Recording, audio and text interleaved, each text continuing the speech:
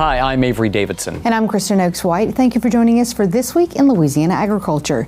Weather conditions this year have been a whirlwind. From late freezes to extreme drought conditions, farmers have had a tough start to 2026. A report from LSU estimates row crop damages in Louisiana this year at $49 million and another $17 million to the state's poultry industry. TWILA's Josh Meeks talked to some farmers who had to make some drastic changes to catch up.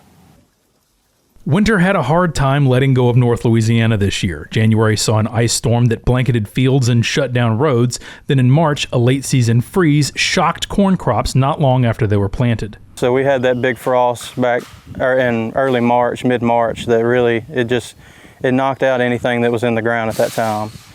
You know, it really put a hurting on it. We had to replant.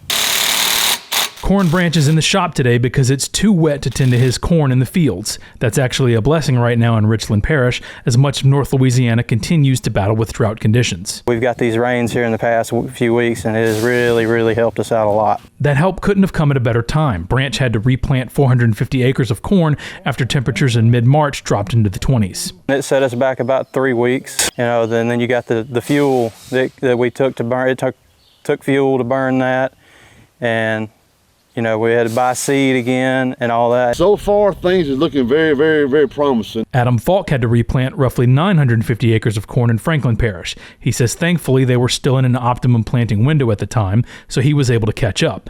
But there are still many other factors that he's not so optimistic about. I'm going to say this is my worst time to ever see it in my career farming. It's about as bad as I've ever seen it. Falk says skyrocketing fuel costs combined with low prices for corn are straining his operation significantly. The cost of production is just steady going up, and it's just killing us. Most of the corn Falk and Branch are growing will become essential for Louisiana's poultry operation, which also suffered a big hit during this year's winter storms. In the 5 years since the last ice storm, which both of these ice storms were historic events, that there was never ever supposed to be an ice storm this bad. Butch Oaks is a longtime poultry grower in Ouachita Parish. He says consolidation in the poultry industry makes storms like this much more damaging. When I was raising chickens, a 4-house farm was the average. Now you see farms with 16 and 32 houses. And they were all situated in one place, and when the ice hits that area, it takes them all down. Oaks says the way the industry is structured, there likely won't be a ripple effect on the average consumer, but the farmer will suffer. And that's why you see a lot of people getting out of the business. That's also another reason that you see a lot of farms for sale right now, because the cash flow is not what it was 25 or 30 years ago. The costs are too high. The chances for failure are too high. For This Week in Louisiana Agriculture, I'm Josh Meeks. Corn was not the only row crop significantly damaged. The report also says wheat growers took a big hit. The USDA recently designated 3 Louisiana parishes as disaster areas amid the ongoing drought. The disaster declaration includes Bossier, Caddo, and Webster parishes. This declaration will allow farmers to apply for emergency loans through the FSA to recoup losses. Louisiana state climatologist Jay Grimes says the drought monitor shows an increase of extreme drought across most of northern Louisiana, with more than 75% of the state being, quote, in drought. Drought conditions also continue to impact the Mississippi River, whose low levels are disrupting barge traffic, leading to higher transportation costs. China's retaliatory tariffs on U.S. agricultural goods cost American exporters an estimated $14.9 billion over a 12-month period, according to a report from Ag Daily. A new analysis from North Dakota State University found soybeans took the biggest hit, accounting for nearly half of the losses at $6.8 billion. Beef, cotton, corn, and tree nut exports also declined sharply. Researchers say the impact surpassed losses seen during the 2018 U.S.-China trade war, though recent agreements could help restore exports in the years ahead. May is Mental Health Awareness Month, and there's a group of of farmers at Louisiana Farm Bureau working to shine a brighter light on this difficult topic. This week, TWILA's Carl Wiggers shares some highlights from recent episodes of the Louisiana Farm Bureau podcast on the topic with guest and Farm Bureau leaders Courtney Jarosz, David Smith, and Katie Nunez. I am what someone who struggles with mental health looks like. I am a generational anxiety and anxiety-induced depression sufferer. Being a mom, being a wife, that was everything I had ever prayed for, and there came a day where I just couldn't do it anymore. I may not be able to see it, I may have that tunnel vision, like, what do I do? This is all I know. I have to see there's something after this. And men are tunnel vision, get it done. We're fixers.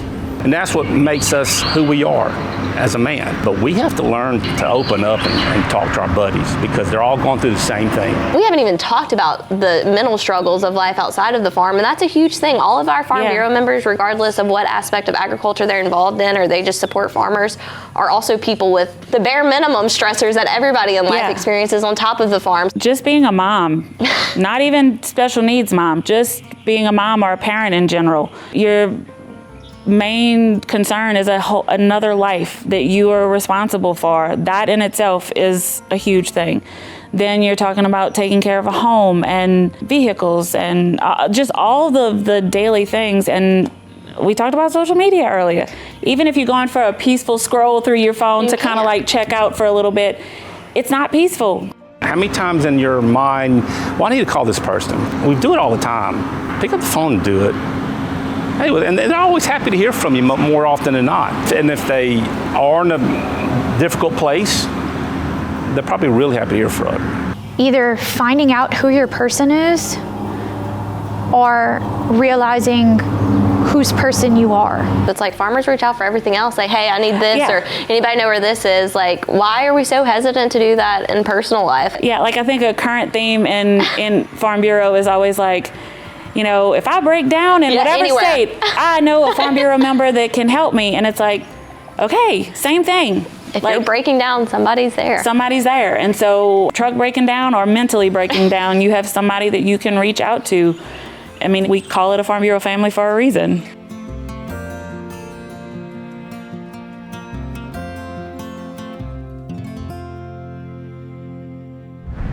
If you or someone you know is struggling with mental health, please know you can dial or text 988 and get help right away. If you'd like to find and listen to these full episodes and find some of the resources that we have compiled on the topic of mental health, head over to our website at twilatv.org. And you guys, we've talked about mental health since I've been around. It feels like it's been a long time coming that this discussion has grown as we've gone. But Allie mentioned this on the podcast, but it's one of the things, until the farmers step up and start to tell these stories, it really doesn't carry the same weight until the farmers do it themselves. It's so beneficial to hear somebody else going through the same thing that you might be going through. So, such a great topic for the story and relevant information. Thanks, Carl Wiggers. Louisiana Congressman Troy Carter is the latest to call for an investigation into unfair foreign trade practices. Representative Carter joins others in a bipartisan, bicameral letter asking the U.S. Trade Representative to launch a Section 301 investigation into unfair sugar trading. The letter highlights that a two-tier tariff meant to defend U.S. sugar producers has not been updated in 26 years, leading to a more than 700% increase in out-of-quota sugar imports. That system weakened U.S. sugar prices and led to an estimated loss of nearly $1.8 billion, according to the Journal of Agriculture and Applied Economics. We'll have a link to the full letter posted on our website at twilatv.org. A lot has changed in the Florida parishes over the last 50 years. One cattle farmer has kept going through it all. This week, TWILA's Neil Melancon tells us while Braud Farms has endured, it also had to keep up with changing times. Malcolm Braud has been hauling feed to cattle for more than half a century. When he got into the business, he was typical of most ranchers in Louisiana selling to feed yards. Now 80% of the meat he sells, like these two steer here, will be sold directly to consumers. When I first started in this business, it was 100% stockyards. But as times got harder with the cost of raising cattle, expensive diesel, feed, medicines, it was a no-brainer to equalize it. So selling meat was the only option, or you had to go out of business. 5 years ago, in the wake of the pandemic, Braud began to experiment selling directly. He started going to a slaughter facility where he says after more than 40 years in the business, he learned some new tricks. I was educated, flat iron, picanha, all these other cuts of meat I never even heard of before that are very marketable to my customers. And it was a learning experience for me, too. Now he sells to the Hammond and Abita Springs farmers markets on the weekends. Braud says the response has been phenomenal. We got a great response. People love local meat.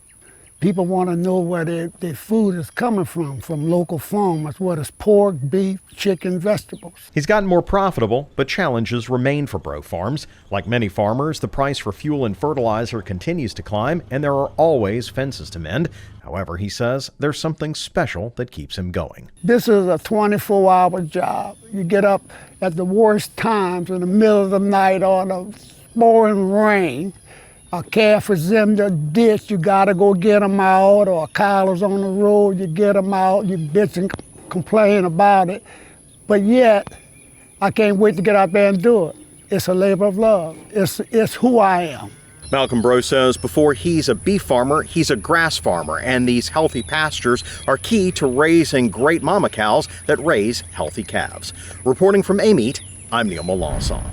You can find Braud Farms meat at the Hammond Farmers Market on Saturdays and the A-Meat Farmers Market on Sundays. We'll link you over to those on our website at twilatv.org. Still to come on TWILA, we kick off our profiles of our Young Farmers and Ranchers Achievement Award finalists. We'll introduce you to a unique operation in North Louisiana. Looking forward to it. Plus, with a runoff ahead of us and a general election, we sit down with the candidates running for Louisiana's Senate seat. First up, Congresswoman Julia Letlow, right after this. You're watching This Week in Louisiana Agriculture, the only TV show bringing Louisiana farmers and consumers together every week.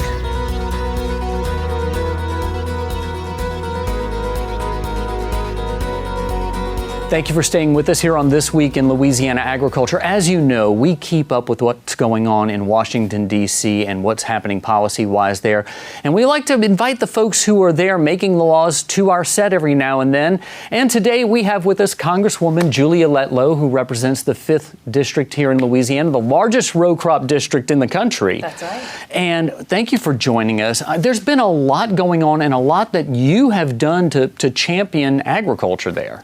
Absolutely. Agriculture is my #1 industry in my district. I have never forgotten that. That has been at the top of mind in every decision I've made, every vote that I've taken. It's been an honor to work with our farmers, producers, ranchers, loggers. Everyone has just been so incredibly kind to help educate me on how I can be a better champion for them up in Congress. Well, y'all have already done something that hasn't happened in about 8 years, passed a farm bill out of the House. But that included a lot of things that are very important to our forestry folks that you had a big hand in. Well, there was nothing greater than putting my card in to vote for the Farm Bill. I have been promising that to our ag community for years, and it was such an honor to be able to put that card in and vote yes on the Farm Bill. And we had so many wins in this Farm Bill, but particularly for our foresters. You know, they were hit hard by natural disasters, fires, things that just devastate them. And so we wanted to make sure that they were able to receive those renewal payments up front instead of having to wait at post a natural disaster event. So I was so grateful to get that in the Farm Bill. Yeah, also bringing up the Drought Assistance Act as well to help out our forage for our livestock as well, instead of having to wait 8 weeks in drought, and having that trigger much sooner, I know is a big help to our livestock folks. Yeah, and so instead of 8 weeks, now they get those payments in 4 weeks. Just listening to my farmers and producers and seeing, what are you struggling with? What would make life easier for you? Because I know all too well, because I've heard from so many of them, that it's not just a matter of putting food on the table. It's a matter of national security that we support our ag community. So it's been the honor of my lifetime to serve them in Congress. Well, I know I was there in your office when you received the Golden Plow Award, the highest honor that the American Farm Bureau gives for someone who votes with agriculture. That's a pretty big deal, and I know we're a couple years removed from it, but I think that that's important to bring up, that your record shows that you've stood with agriculture. That was a day I will never forget. What the highest honor of my time in Congress to receive that award. I have that picture proudly displayed in my office. It is a takeaway that I will never forget, and I'm so incredibly honored to have earned that award.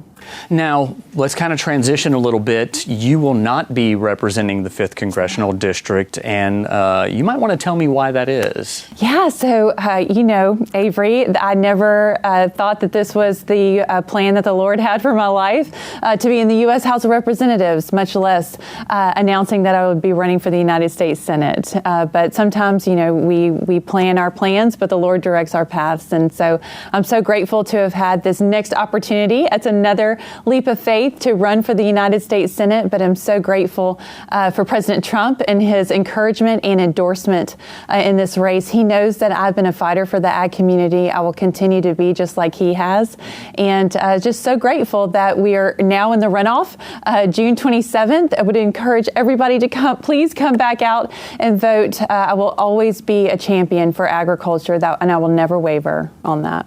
Well, we appreciate all you've done in Congress and look forward to any future endeavors you have. Thank you so much. She is Congresswoman Julia Letlow from Louisiana's 5th Congressional District.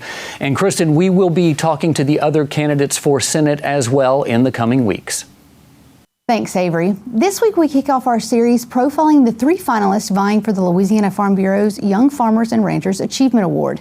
The winner will be announced at the 104th Annual Louisiana Farm Bureau Convention later in New Orleans. For our first finalist, we head to Lincoln Parish, where John and Savannah Scarborough are building a farming operation rooted in soil health, livestock, and a direct connection to their customers, all with one goal: to leave the land better than they found it. In the rolling hills of Lincoln Parish, where cattle and sheep graze, pigs root through rich soil, and rows of tiny sprouting seeds stretch toward the light, John and Savannah Scarborough are building something to stand the test of time. At Scarborough Farms in Dubach, regenerative agriculture isn't just a trend, it's a way of life. I started farming at around 13. I started the farm myself. Nobody else was in farming in my family, but I loved every single minute of it. Years later, that early passion has grown into something much bigger than John could ever imagine. What started as one man's dream soon became the life he and Savannah would build together. When we first kind of got started, I was still teaching, so I was like, you can do what you want to do. just, I'm cool with that. Go ahead. What started as support for her husband's dream eventually became her dream too. I can't even imagine having to drive to work and spending all day inside and then coming home and not having much time to enjoy what we've built. But for the Scarboroughs, building a farm has never been about doing things the easy way.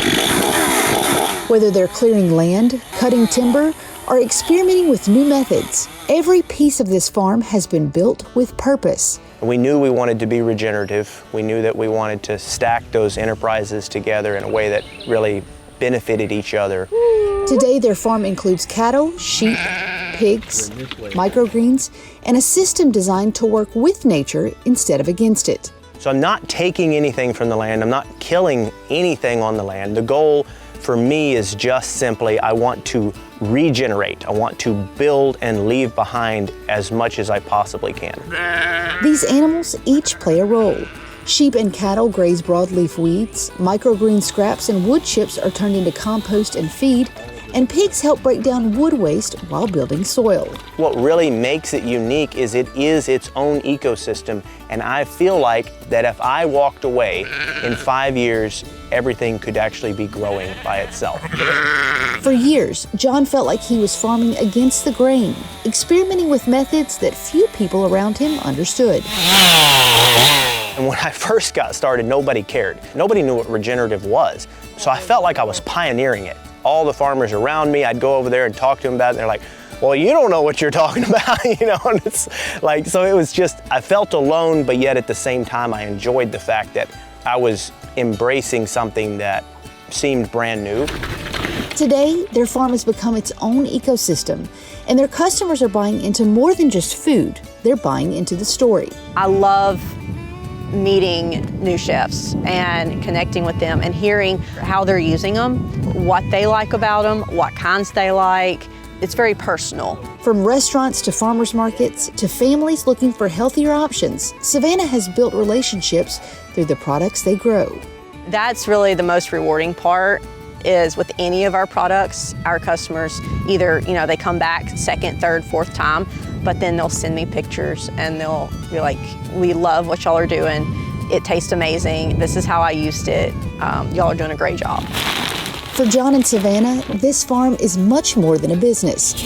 It's the life they've built together, one designed to nourish both people and the land itself. It really is just about our passion and our love for agriculture and for the love of the land, caring for animals, and I can't imagine really doing anything else.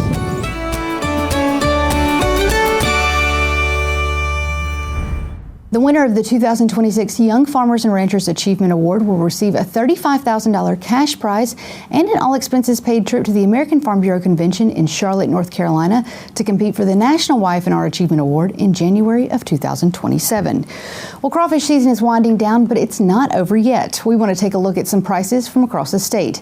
In Alexandria, check out Hothead's Crawfish, where they're $3.08 a pound live and $4.80 a pound boiled. In New Iberia, head to Freeman's Magic Dust Crawfish Express, where they're $3.10 a pound live and $5 a pound boiled. And in Houma, check out Bayou Side Seafood, where they're $2.89 a pound live and $5.99 a pound for boiled. These crawfish prices are brought to you by the Louisiana Crawfish Promotion and Research Board, which reminds you to always eat Louisiana crawfish and to make sure, just ask before you eat. Still to come on TWILA, we're not chicken when it comes to a good pun or a good story involving children and agriculture. That's next in our TWILA Boost.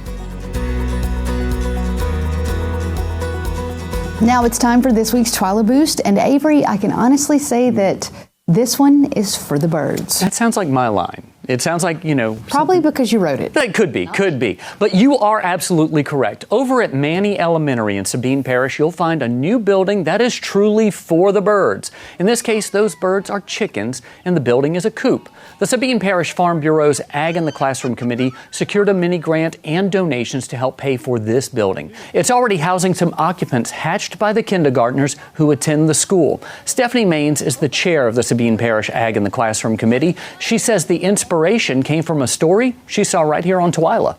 I remember our Farm Bureau Teacher of the Year a few years ago. I can see her sitting in front of her chicken coop, and it just looks so fun and exciting. So when I was here last fall talking with Miss Pickett, the kindergarten teacher, one of them, I just said, Miss Pickett, would you like a chicken coop? And she got so excited, the look on her face, she was all about that, yes. So I went home and started making some phone calls, got some donors, and we worked to make it happen. There's one thing that's great about this organization, be it Ag in the Classroom, be it our Young Farmers and Ranchers program. We have always been raising the next crop. Just like farmers and ranchers do, we're raising the next crop of producers, Farm Bureau members, Farm Bureau leadership all the time. And it starts right here with a group of kids we were talking to today that are 5, 6, 7 years old. Obviously, school is out, but don't worry, Miss Pickett is taking care of the hens at home. But obviously, these children are looking forward to collecting the eggs and taking care of those hens next school year. That does it for this edition of TWILA. Be sure to join us next week when we'll take you to the crawfish fields of Vermilion Parish for our next Achievement Award finalist. Until then, you can watch all of our stories online at twilatv.org. Be sure to like us on Facebook, follow us on TikTok and Instagram. You can also find all of these stories and more on our YouTube channel, so be sure and subscribe and turn on those notifications so you know exactly when we put out some new content. For all of us here at TWILA, thank you for joining us. We hope to see you again right here next week.